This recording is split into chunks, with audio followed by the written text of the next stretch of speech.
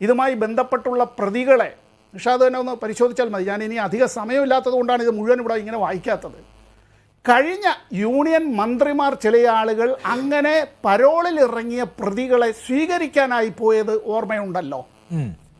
മറ്റൊരു നേതാവ് ഇത്തരത്തിൽ അവർക്കെതിരായി കൊലപാതകം നടത്തിയാലും കുറ്റമില്ല എന്ന്. ഞാനിപ്പോൾ ഇനി ആ നേതാവിൻ്റെ പേരെല്ലാം ഞാൻ ഇതിൽ കൂടി വായിക്കണ്ടല്ലോ. ഇപ്പോൾ നേരത്തെ കേരളത്തിലെ മുഖ്യമന്ത്രിയുടെ തലയ്ക്ക് 2 കോടി രൂപ വിലയിട്ടതായിട്ടുള്ള RSS നേതാവ് മധ്യപ്രദേശിലുള്ളത് ഞാനതും ഇവിടെ ഇനിയിപ്പോൾ ഈ ആ മനുഷ്യൻ്റെ പേര്, മനുഷ്യനെന്ന് പറഞ്ഞോട്ടെ, ഒന്നും പേരൊന്നും ആവർത്തിക്കുന്നില്ല. ഒരു മന്ത്രി പറഞ്ഞതാണ്, തീവ്രവാദികളെക്കാൾ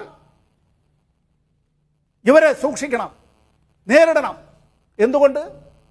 തീവ്രവാദികൾ 3-4 ആളുകളെ ആയിരിക്കും ചിലപ്പോൾ കൊല്ലുക. അതിനേക്കാൾ ക്രൂരമാണ് ഈ ഗോവധവുമായി ബന്ധപ്പെട്ട്, കാലിക്കച്ചവടവുമായി ബന്ധപ്പെട്ട്, ഗോമാംസം കഴിക്കുന്നതുമായി ബന്ധപ്പെട്ട് അവർ നമ്മുടെ വികാരങ്ങളെ വ്രണപ്പെടുത്തുകയാണ്. ഇതാണ് പറഞ്ഞത്.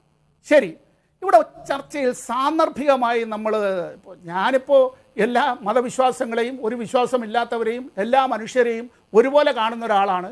എൻ്റെ ബന്ധുമിത്രാദികളായിട്ടുള്ള ആളുകൾ വിവിധ ജാതി മത വിഭാഗങ്ങളിൽപ്പെട്ടവരുണ്ട്, വിവിധ രാഷ്ട്രീയ കക്ഷികളിൽപ്പെട്ടവരുമുണ്ട്.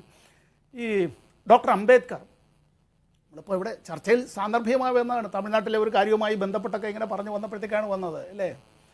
ഈ നമ്മൾ മതവുമായി ബന്ധപ്പെട്ട്, ഹിന്ദു മതവുമായി ബന്ധപ്പെട്ട് ഒക്കെ നമ്മൾ സനാതനധർമ്മത്തെക്കുറിച്ച്, ഈ സനാതനധർമ്മത്തെക്കുറിച്ച് നമ്മൾ ചർച്ച കൂടുതൽ വിശദമായി പിന്നീട് നടത്തുന്നത് നല്ലതായിരിക്കും. അങ്ങനെ സനാതനധർമ്മത്തിൻ്റേതായ ഉത്തുംഗ ശൃംഗങ്ങളിൽ വിരാജിക്കണമെന്ന് ആഗ്രഹിക്കുന്നവരും അതിനെതിരായി ആരെങ്കിലും പറഞ്ഞാൽ അവരെല്ലാവരും തന്നെ ദേശദ്രോഹികളാണ് എന്ന് മുദ്ര കുത്തുന്നവരും ഒരു കാര്യം, ഡോക്ടർ അംബേദ്കർ എന്താണ് പറഞ്ഞിരുന്നത് എന്നുകൂടി ഒന്നറിയണം.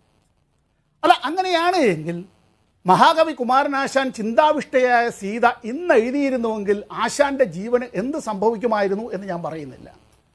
തങ്ങൾ പറയുന്നതാണ് ശരി, തങ്ങൾ തീരുമാനിക്കുന്നതാണ് ശരി, തങ്ങൾ പറയുന്നത് വേണം നിങ്ങളെല്ലാം കഴിക്കാൻ, ഞങ്ങൾ തീരുമാനിക്കും നിങ്ങൾ എന്ത് കഴിക്കണമെന്ന്, വേഷമെന്ന്. ഞാൻ ഇവിടെ നിർത്തുന്നതിന് മുമ്പ്, ഇന്ത്യയിലെ ഏറ്റവും വലിയ ഹേറ്റ് സ്പീച്ച് നടത്തിയിട്ടുള്ളത് ഇന്ന് പ്രധാനമന്ത്രിയായിരിക്കുന്ന ശ്രീ നരേന്ദ്രമോദി തന്നെയാണ്.